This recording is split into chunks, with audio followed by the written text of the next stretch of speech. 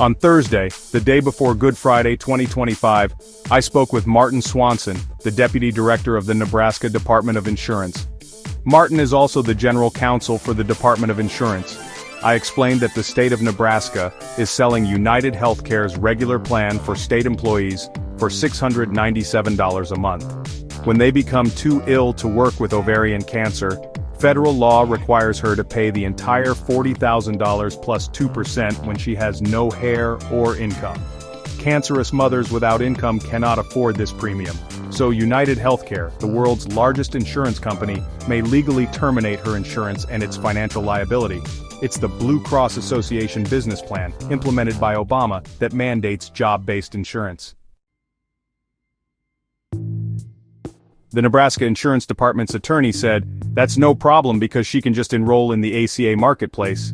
I asserted, "You want Nebraska taxpayers paying $40,000 per state employee, and then when they get cancer, shift the financial liability to the federal taxpayer?"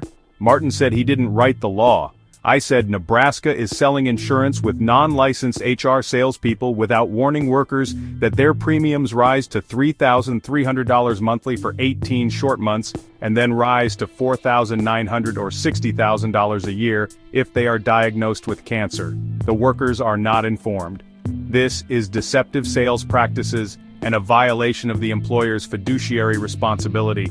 A clear violation of fiduciary responsibility by the state of Nebraska as the employer. I further asserted that Obamacare in Nebraska only has dangerous and deadly Obamacare HMOs that do not pay anything if the cancerous mother goes out of network. Martin Swanson said, "She may choose the EPO and have her choice of providers. The department has ensured this." I then asked, "Name the Obamacare plan in Omaha that may use MD Anderson Cancer Center, which U.S. News & World Report voted as the world's best cancer hospital." Martin responded, "Well, maybe not there. Here is proof that the Omaha Obamacare EPO plan from Blue Cross, a summary of benefits, clearly lists out-of-network hospitals as not covered."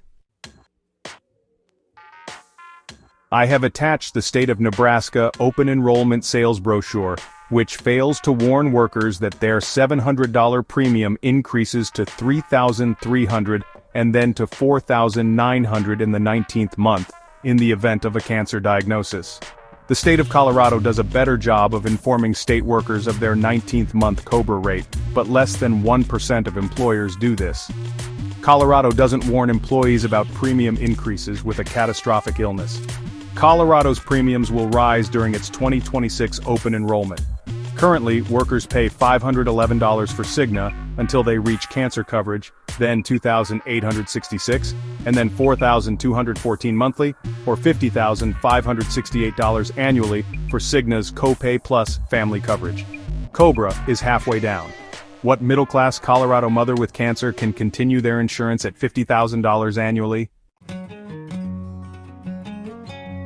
So, I also explained that COBRA is, well, a 40-year-old federal law from 1985 that applies to employers with 20 or more employees. Small employers, like the vast majority in Nebraska and honestly most states, are not covered, and neither are their workers.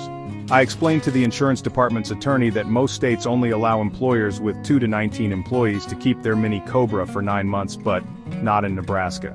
Nebraska's law provides that insurance can be canceled for a vast number of businesses immediately unless the cancerous mother is fired. And here is proof that only in Nebraska do sick workers lose their insurance if they voluntarily quit. I'm pretty sure Blue Cross of Nebraska got that law passed.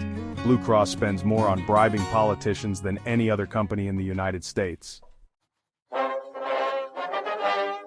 I explained to attorney Martin Swanson that he is allowing United Healthcare to sell small group insurance in Nebraska without warning employees that they will immediately lose their coverage if they develop cancer and need to use their insurance. I said, "You enable a mad money-making murder machine with job-based insurance." Martin replied, "There is no law against it." Then to top off my day, I went to the Omaha mayor's debate last night. I was fortunate enough to speak with Omaha Mayor Gene Stothert. I asked Gene, the state of Nebraska is spending $40,000 for state employees with family insurance. How much is the city of Omaha spending? She looked puzzled and replied, "I'm not sure." I quickly asked, "Every other city in America lists the taxpayer expense online except Omaha. Where is your transparency?" When I call Omaha's HR, the staff tells me to get a Freedom of Information request, or FOIA, to find out. Mayor Stothert looked annoyed and suggested that I call her office for the exact cost. Then I asked the mayor, "The state of Nebraska shifts the entire $40,000 cost to the employee if she develops ovarian cancer," and the mayor stopped me saying, "Omaha doesn't do that." Now I'm stunned that Gene Stothert would lie to me straight to my face. I asked again, "Are you saying the city of Omaha isn't switching cancerous employees to Cobra?" Walking away, she lied again and said, "No, the hardworking families who work for the city of Omaha deserve someone better informed to choose their insurance options. Gene Stothert may be motivated by bribes from insurance companies." Job-based health insurance poses significant challenges for individuals diagnosed with cancer. It is widely recognized that 55-year-old men encounter considerable difficulty in securing employment, as corporate human resources departments often favor younger candidates. This preference is primarily due to the substantially lower health insurance costs associated with younger employees, which can amount to thousands of dollars in savings. The situation is even more pronounced for women in the same age bracket. As a result, younger individuals often find themselves compelled to work multiple part-time jobs, as employers tend to prefer these arrangements to mitigate their health insurance obligations. Job-based insurance is a nightmare for American workers for several reasons. Regrettably, this critical issue has not received any attention in the media.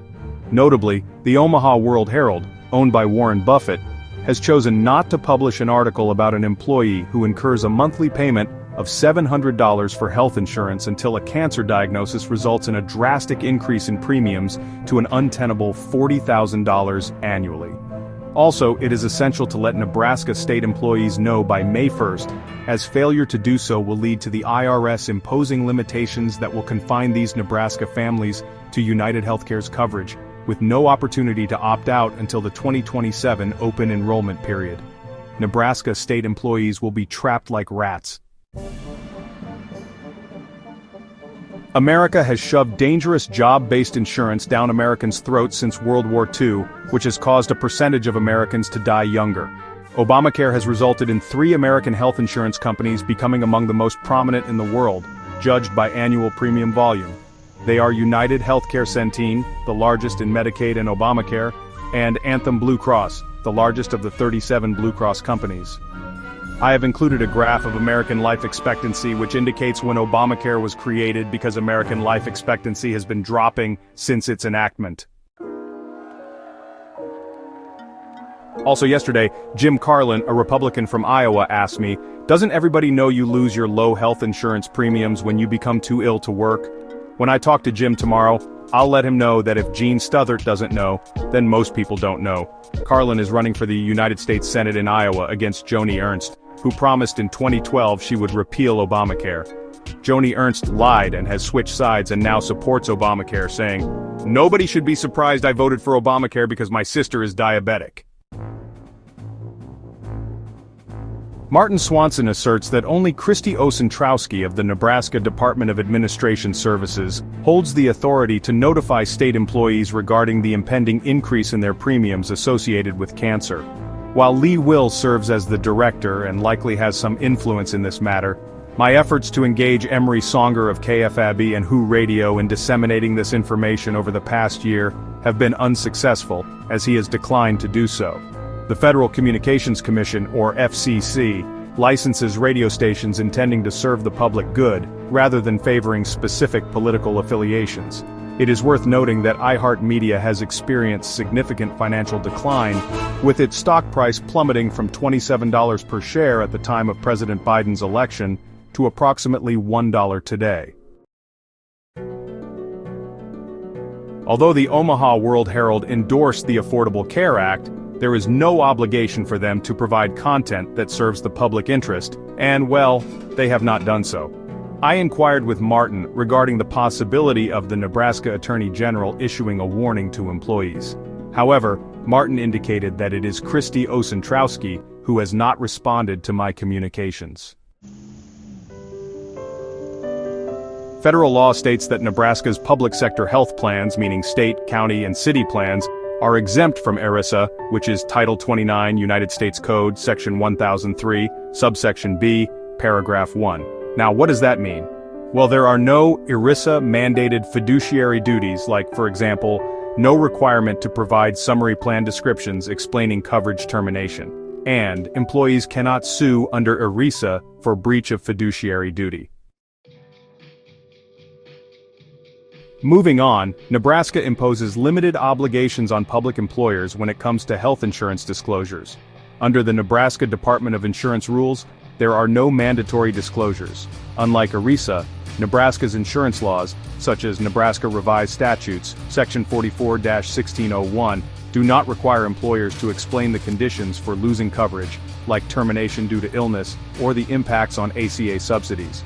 The exception here is that insurers, not employers, must provide a summary of benefits and coverage under federal ACA rules, but honestly, this does not address subsidy disqualification. Contractual or collective bargaining obligations can really come into play here. If the health plan is part of a union contract like, say, those Nebraska State Education Association agreements, then the employer may actually have a duty to explain coverage terms.